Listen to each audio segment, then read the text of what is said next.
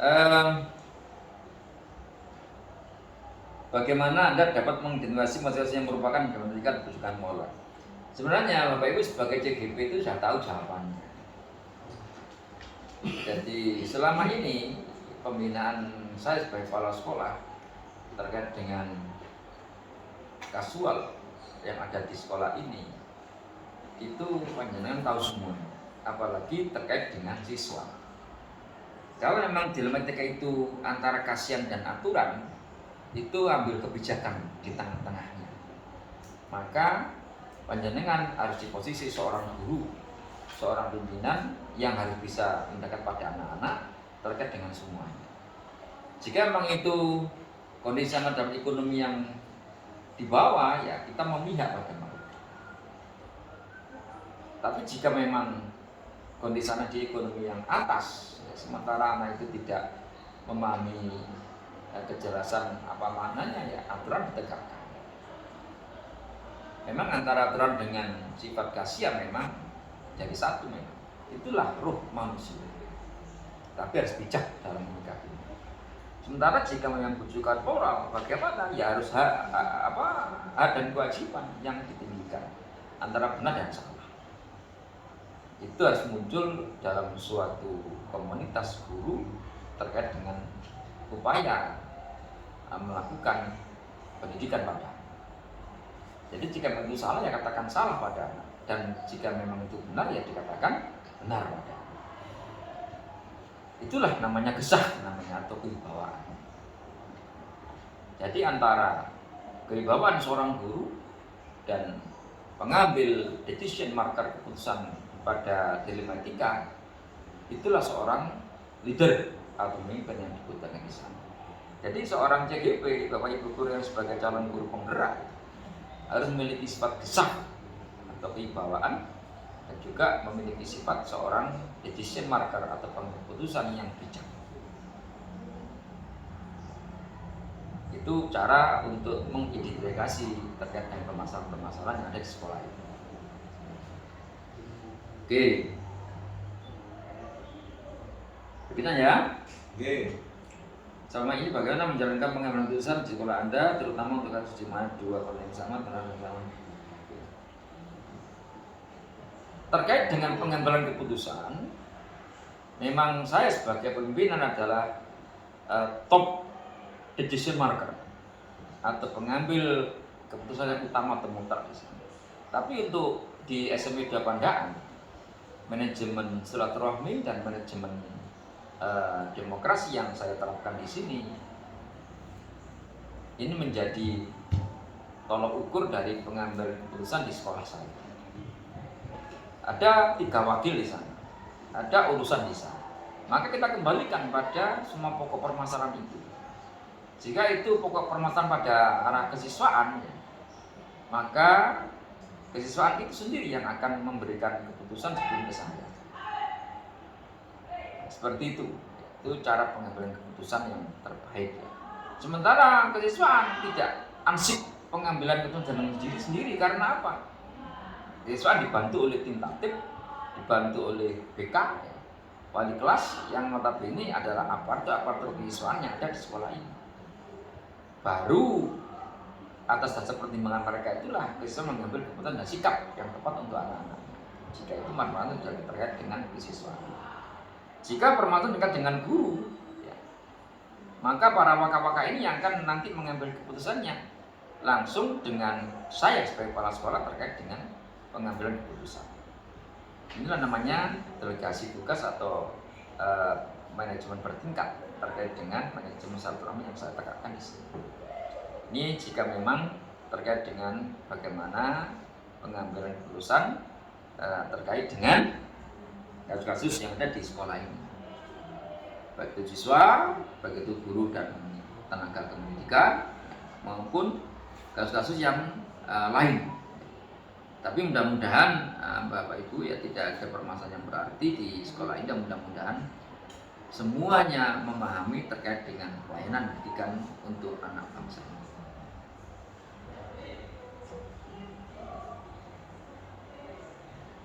Langkah-langkah yang saya lakukan terkait dengan prosedur pengambilan keputusan, ya, yang saya terapkan adalah bottom up policy, dari bawah kemudian langkah ke atas. Jadi identifikasi masalah dari yang terbawah, contoh ya, jika ada permasalahan siswa ya, wali kelasnya ya, kemudian guru BK ya, kemudian ke kesiswaan ya, baru ke kepala sekolah, seperti itu langkah-langkah yang harus kita tempuh. Nah, jika itu permasalahan di tubuh guru ya, atau tubuh tenaga pendidikan ya, maka saya lakukan identifikasi dulu. Bagaimana kejadiannya, apa yang terjadi, mengapa ya, dengan sistem 5W1H itu ya. Jadi what, when, where, apa itu, why, how ya, seperti itu. Baru saya mengambil tindakan. Tapi itu semua Bapak Ibu dilakukan hanya untuk memurnikan kembali manajemen yang bertujuan khusus untuk pelayanan peserta didik. Ini langkah-langkah yang kita ambil ya.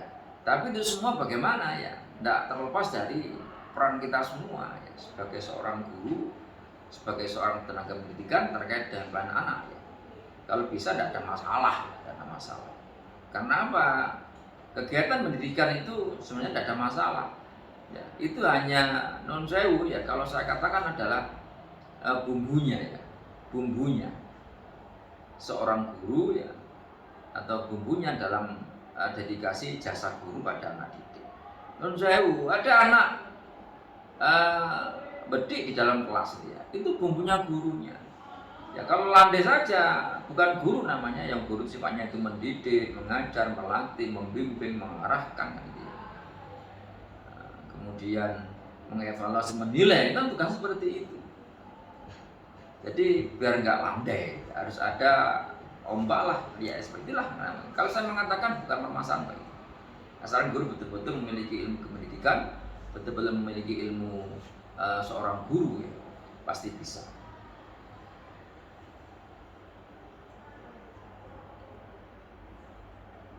Yang saya anggap efektif dalam pengambilan putusan ya, adalah ketika teman-teman semua saya berikan dedikasi full terkait dengan pengambilan itu efektif sekali. Kenapa harus kepala sekolah turun tangan, sementara para waka, kemudian para urusan, wali kelas itu saya berikan dedikasi full terkait dengan permasalahan Anda. Karena apa? Di sini rapat koordinasi yang saya lakukan terjadwal betul ya, terkait dengan pembinaan dari saya. Maka dedikasi full tak berikan pada wali kelas dalam menata kelasnya. Saya berikan pada guru BK terkait dengan permasalahan krusial wali kelas. Saya berikan kesiswaan dan pembinaan OSIS terkait dengan permasalahan terkait dengan kesiswaan. Dan saya berikan waka-waka terkait dengan permasalahan terkait dengan siswa dan guru atau pendidikan. Ini saya efektif sekali. Jadi karena apa?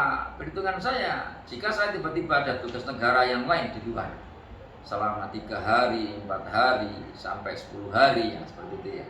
Sementara non sewu ya, kita nggak interest sesuatu ya, tiba-tiba permasalahan muncul di pada anak, masa harus menunggu kepala sekolah pulang? Oleh karena itulah maka efektivitas dalam pengutusan langsung saya berikan dedikasi full pada semua elemen yang ada di SMK pada.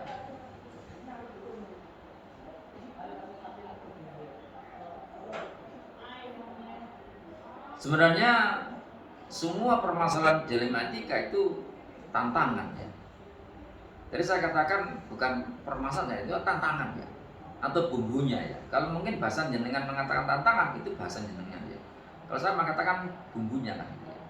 Jadi semua permasalahan jenengan adalah tantangan panjenengan sebagai seorang guru. Karena guru itu bertugas 7 tadi itu, mendidik, mengajar, melatih, membimbing, membina, ya, mengarahkan, ya, menilai, mengevaluasi, kan seperti itu. Jadi itu tantangannya guru sebagai seorang guru. Kalau hanya landai-landai saja, ya pinter kabel lah mau guru seperti itu ya. Kalau memang itu pandai kabel, jadi guru kabel. Tapi kalau mungkin ada anak seperti itulah tantangannya seorang. Nah, ibaratkan seorang petani, apa tantangannya itu? Ya, waktu tandur awal ya tiba-tiba musim penghujan deras, seperti itu. Gitu. Itu kan tantangannya. Bagaimana caranya seorang petani mengatasi agar benihnya tidak hanyut kan gitu. Sebenarnya guru, bagaimana tantangan guru ketika di kelas, ketika anak seperti tantangannya. Saya kira bukan permasalahan gitu. Karena guru siap tantangan apapun yang ada di kelasnya. Lucu sekali ketika guru itu tidak bisa menjawab tantangan itu gitu. Atau challenge and respond kan bahasanya dia. Pernah saya kutip sebuah manajemen seorang pemimpin dunia kita, Italian Essence, tantangan dan jawaban. Ada tantangan ya menjawab. Jangan sampai ada tantangan guru tidak menjawab sama sekali. Nah, ketika ada tantangan ya guru menjawabnya dengan respon yang cepat. Kalau guru itu ada ilmu didaktiknya, ada ilmu strategi belajar mengajar, ada ilmunya perencanaan belajar kan seperti itu. Nah, ketika kuliah kan dulu ada ilmu seperti itu, maka dimanfaatkan untuk kepentingan peserta didik dan seterusnya kan gitu.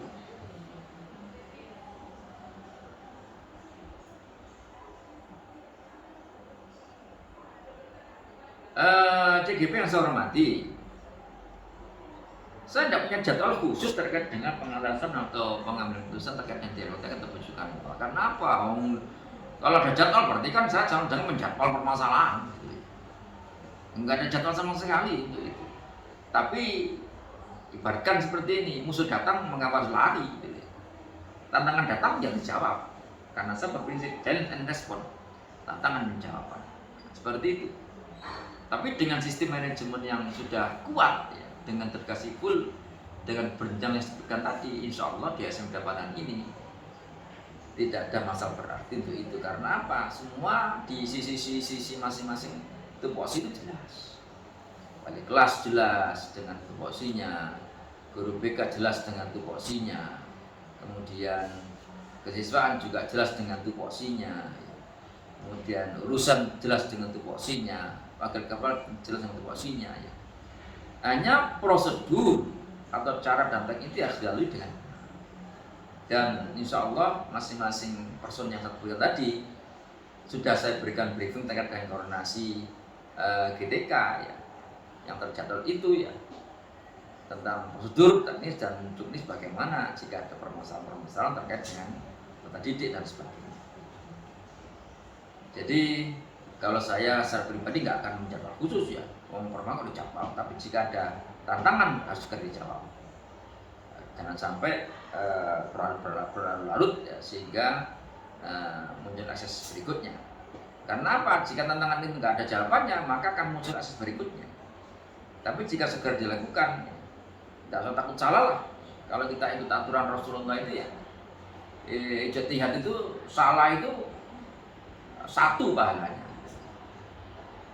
Kalau benar 2 pahalanya kan. Justru yang nggak mengambil ijtihad itu yang nol kan gitu. Seperti itu. Jadi tidak usah takut kesalahan Bapak Ibu, tidak usah takut dengan ketika saya melangkahkan kaki salah bagaimana, tidak usah ya. Karena apa? Pasti ada obatnya nanti. Obatnya ke depan bagaimana.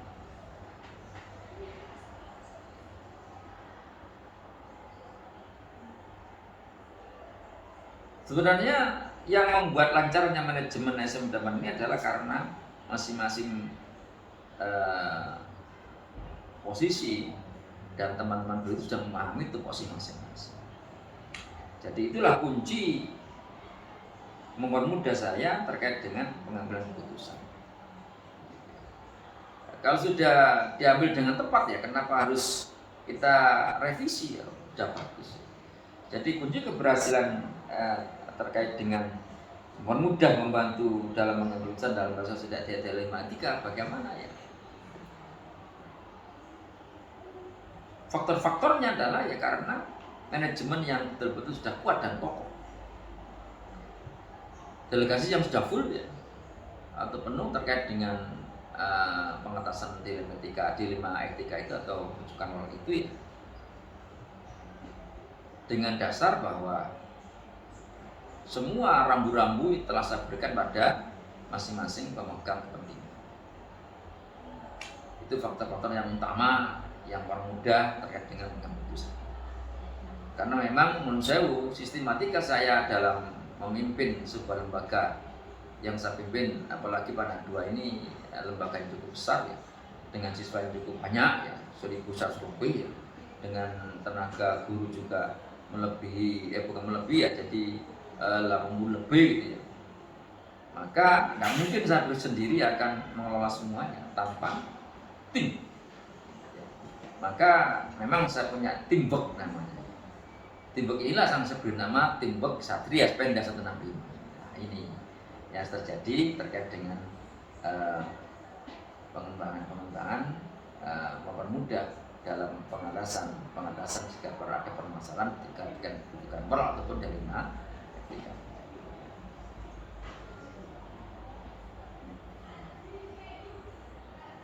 Sebenarnya pelajaran diambil itu bukan dari saya, jenengan sebagai CGP yang mengambil pelajaran itu. Jadi kalau saya sebagai pimpinan ya banyak yang saya ambil dari manajemen yang saya terapkan ini. Karena apa, saya sebagai kepala sekolah ini tidak hanya Pandandoa yang saya pimpin ya, mulai dari Tosari, Kejayan, Sukoharjo, ya, Tutur sampai di Pandan. Sebenarnya yang harus mengambil pelajaran bukan saya tapi panjenengan sebagai CGP. Oh ini loh pola kepemimpinan kepala sekolah saya.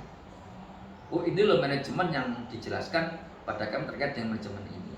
Untuk manajemen jenengan pribadi, manajemen jenengan di kelas, manajemen jenengan dengan teman-teman jenengan semua. Nah, masih seperti itu. Jadi ini pertanyaan yang berbalik nih pada jenengan sendiri. Jadi kenapa bertanya pada kepala sekolah? Karena kepala sekolah sendiri banyak yang diambil terkait ini sehingga menerapkan seperti ini. Kalau saya sendiri mengambil kesimpulan dari sekolah-sekolah yang saya pegang itu ya memang berbeda-beda terkait dengan manajemen. Cuma di sini di Pandan 2 ini memang saya berikan kalau saya boleh mengatakan dengan istilah total quality management. Total quality management. Jadi manajemen berkualitas total ya, menyeluruh dengan pendekatan holistic approach saya, pendekatan yang menyeluruh. Ini yang harus menjadi titik ukur pada panjenengan semuanya sebagai seorang JGP.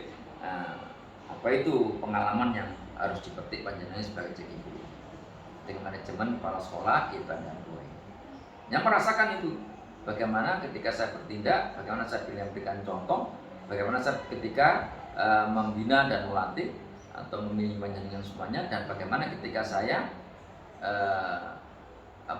berpendapat dan bagaimana kita saya mendorong panjenengan agar sukses dan berprestasi. Ini yang sebanding-bandingkan ya, harus dengan resapi semua terkait dengan pengalaman pribadi panjenengan. Bagaimana, cukup ya? Ini dari saya sebagai kepala sekolah. Hanya ini pertanyaannya. Ya, kalau butuh yang lain apa-apa ya. Oke, terima kasih. Mudah-mudahan berkah semuanya. Amin.